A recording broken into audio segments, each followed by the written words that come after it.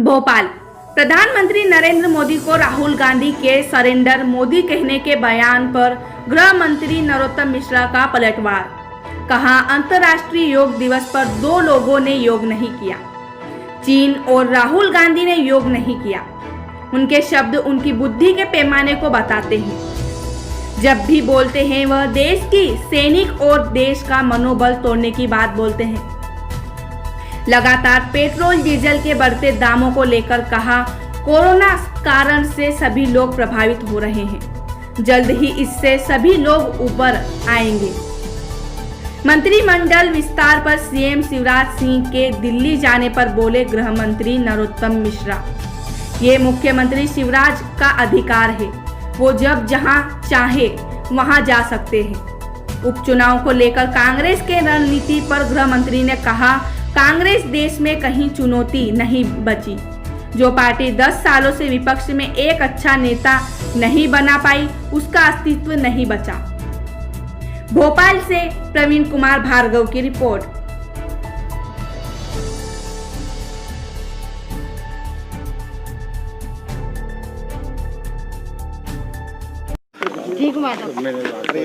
हाँ सर, राहुल गांधी जी ने भारत के प्रधानमंत्री नरेंद्र मोदी को सरेंडर मोदी कहा।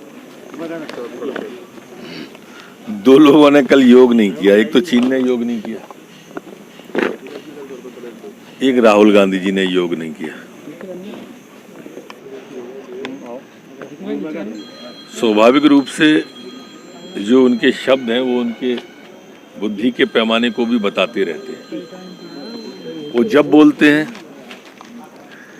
ऐसे ही बोलते हैं, जिससे सेना का मनोबल टूटे, देश का मनोबल टूटे, बस उनका खुद का मनोबल बढ़ जाए। लेकिन देश की जनता बहुत जानती है, देश के स्वाभिमान को जानती है, देश के सम्मान को जानती है। मोदी जी के नेतृत्व में आज भारत विश्वगुरु बनने की ओर अग्रसर हो रहा है। तो राजीव जी जैसी छोटी बातों से कोई फर्क नहीं पड़ता। और पूछो। हाँ सर, पेट्रोल डीजल के दामों में इजाफा हो रहा है लगातार 15 दिनों में। परिस्थिति अभी देश की इस तरह की है, कोरोना के कारण से सभी लोग प्रभावित हो रहे हैं, हर वर्ग प्रभावित हो रहा है, पर जल्दी ही हम इससे उबर आएंगे। सर, सीएम साहब दिल्ली जा सकते हैं, ऐसा लग रहा है कि जल्दी कैबिनेट विस्तार हो सकता है। ये उनका प्रिविलेज है, जब चाहें तब कैबिनेट का विस्तार वो करेंगे। अगर इसलिए दिल्ली भी जाना होगा तो जाएंगे। मंत्रिमंडल के साथ उपचुनाव की भी तैयारियां हैं, किस तरह की चुनौतियां आएंगी सामने, क्योंकि मध्य प्रदेश में उपचुनाव होंगे। कांग्रेस देश में कहीं चुनौती बची नहीं है। मैं मध्य प्रदेश की बात नहीं कर रहा, देश की बात कर रहा हूँ। जो पार्टी 10 साल में अपने को विपक्ष का नेता बनाने लायक उम्मीदवार न जिता पाए, उससे क्या उम्मीद करेंगे। सवाल मध्य प्रदेश का है तो यहाँ तो धोखे से एक बार आ गए। काठ की हाड़ी बार बार नहीं चढ़ती। एक बार किसान को, नौजवान को धोखा दे दिया और चुनाव में वो भी बहुमत नहीं मिला। जितना झूठ पच सकता था वहाँ उतना पचा। और अब उपचुनाव में क्या चिंता करना, जाएंगे तो यही लोग ना, नेता तो यही है ना। अब ये नेतृत्व तो कांग्रेस का जो सामने आपको दिख रहा है, ये क्या खाके शिवराज सिंह जी का मुकाबला करेंगे। सर, पहले बरैया जी को राज्यसभा का चुनाव हरवाया, उपचुनाव ले जा रही कांग्रेस।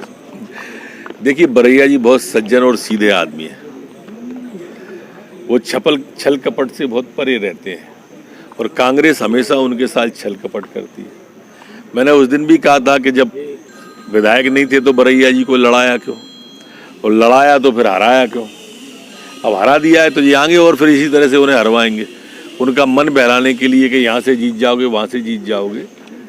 मैं तो उनसे प्रार्थना करूंगा कि वो समझे अच्छा कांग्रेस के छल को। वैसे प्रदेश का हमारा अनुसूचित जाति का वर्ग ये बात समझ गया है कि कांग्रेस धोखा देने वाली पार्टी है। तो बात ही करती है सर कांग्रेस दलित की, आदिवासियों की। ऐसा लगता नहीं कि ये चुनाव ने बता दिया कि बातें रहेंगी। इस चुनाव ने नहीं बताया, आदिकाल से बताते आए। अनुसूचित जाति जनजाति के प्रति मैंने कहा था ना, जब शिवभान सिंह सोलंकी का नंबर आया तो कभी अर्जुन सिंह आ गए, कभी दिग्विजय सिंह आ गए।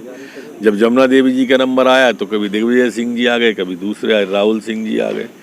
अब फूल सिंह बरैया जी का नंबर आया तो फूल सिंह पे फिर दिग्विजय सिंह आ गए।